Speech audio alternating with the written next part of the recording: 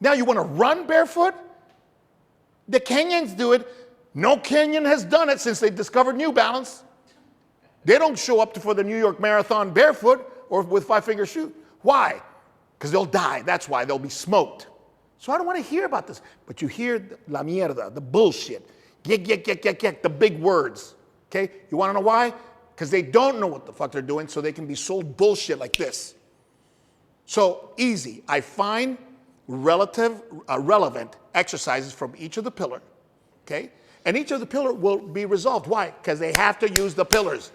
Skate, one leg at a time. Running, one leg at a time. One leg at a time. Give it to me. Give me the movement standing. I'll show you one leg at a time. If they're changing directions or they're locomoting, it's one leg at a time. Landing, one leg at a time. Okay? So my single leg squat, anterior reaches, single leg, boom, all the single leg shit, split squats, step ups, all of that is relevant. Well, what about the disc? What about the disc? The disc will do what the disc does. How do you know it's impacting it appropriately? Because you're not hurting it. The movement is not causing inflammation. Inflammation is not causing pain. And if it's not doing that by virtue, by principle, it's improving the situation, and you'll never know exactly what it's doing because every person is different, every herniation is different, and every symptom is different.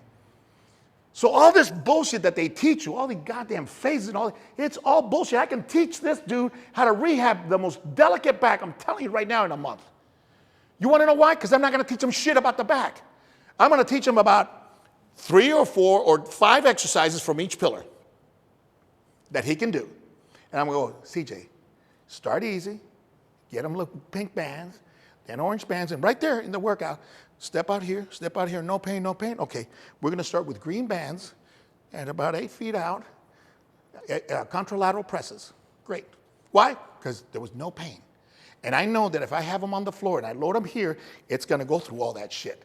So whatever neuromuscular education is going to occur, it's going to occur whether you know it or not. If you eat meat, you get amino acids.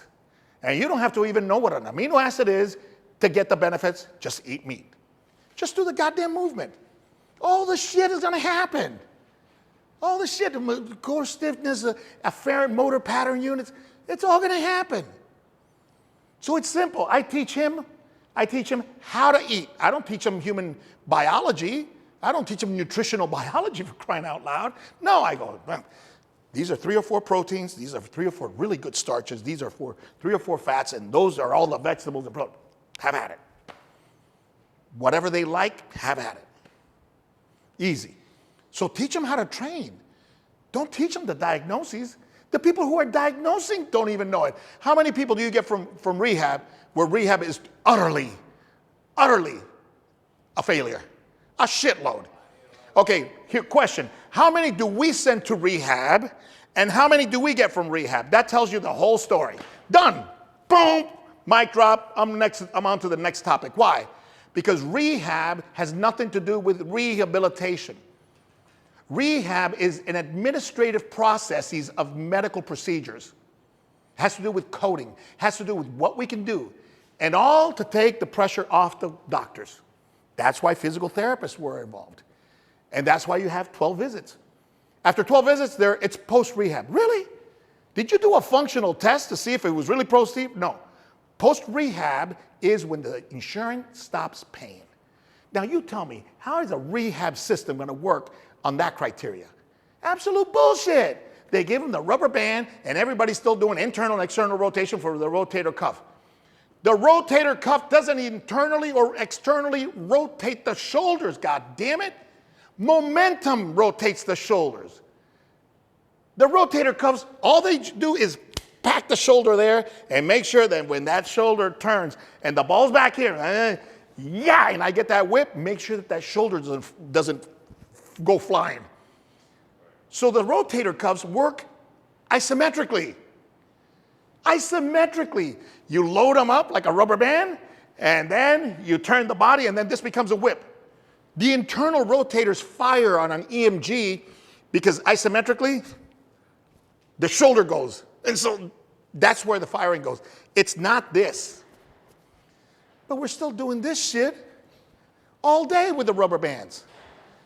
Because they can code for that. They can code for the iontophoresis. They can code for the cryo. They can code. And that's why you go in there for 20 minutes and the bill that's sent to your insurance company is $800. They haven't done shit with you. And it's that for 12 visits. They collect $10,000 for your shit. You're not any better, and then you end up at our gym. And this is why I don't go on that research. I don't go on that high level shit, because the higher level you go, the higher level you talk, the further you get away from the facts, from the training.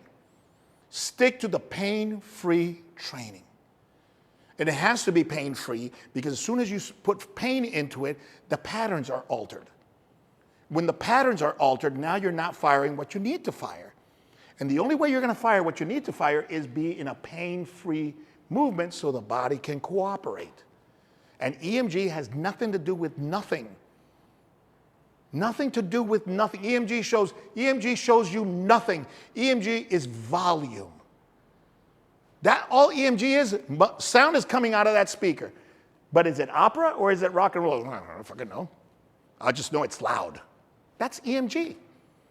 Does EMG talk to you about coordination, neuromuscular efficiency, efficiency between different systems? No, no, no, and no.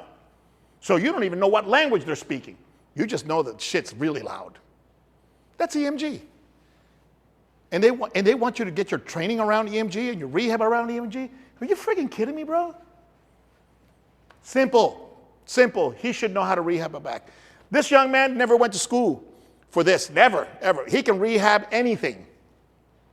Because all of our people can rehab anything. Why? Because it's pain-free. And the same thing you do for ankle rehab is the same thing you do for knee rehab. It's the same thing you do because when you're standing here, all three are talking. So how does ankle rehab differ other than manual movement and scar tissue handling and all that, you know, that massaging and all that, that's isolated. But as a functional unit, okay, how can you get away from the ankle and just talk to the knee? How can you talk to the hip without talking to the knee and the ankle? You're here. Thank you. Now, if you're rehabbing this, will you do some bridges? Will you do some kickbacks? Will you do some, you know, the loop work? Yes, yes. Yes to all of that. I got to teach him like 3 loop exercises. He goes, gotcha. Easy. Your lateral walks, your funky chicken shit, you know, abduction, adduction. Easy shit.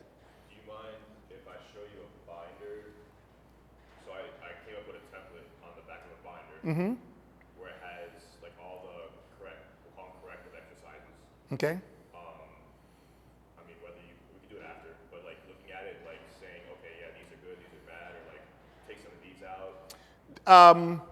Yes, let's do it after, and then you and I can communicate through text and email, and we'll go back and forth, so we don't take up a whole lot of time. What I want to do in order to help them is like everybody has their own binder. Do you have it on the back of yours, CJ? No, I don't think on this one. It would be on the back side. No, not on this one. Because all we want to do is I want to give them their own binder, but have like their Bible. Right? Yeah, yeah. We have a menu. We have a menu of about 37 exercises. That's all you need. This is a neck issue. Focus on like, you know, the nerve gliding, nerve tensioners. Knee, focus on TKEs or this, that, and the third. So like I want to show that to you to keep it simple, stupid. So like if they're in a group setting and they don't know, pull the binder. Okay, cool. We can do one of these 3 movements for the knees, or one of these 3 movements for the back, or whatever it is. Okay. So I'll look at, the first thing I'm going to look at is, does the knee involve the hip? If your knee exercises involve the hip, then the lower back is already involved. Right. So what depicts a lower back from a hamstring? If the 3 amigos are always in the same car listening to the same shit. How do you talk to the driver and not talk to the passenger? Hamstring, glutes, paraspinal, the 3 amigos. Done. It's a wrap. Whatever's good for the hamstring is good for the lower back. Now, can you focus more on one than the other? Yeah. But they're all 3 going to talk. You're all 3 going to talk. Okay? So my whole thing is, yes, I will take a look at it. But here's again the culture and the philosophy. Corrective exercise. What the fuck is that? Well, I think I just call it corrective exercises because that's what's out there. I know why you call it corrective exercise. I called it corrective exercise too. I was on the fucking panel that set the position statement for the NSCA on that. So if we're training a mat, like through fitness, right? Like you're not paying for personal training. So right. I put it in there like, okay, say squats and hip or knee corrective exercise. Okay, so what is, I don't even understand, what is that? Hip or knee, so like obviously like I would teach a trainer, or if I was teaching a class, Right?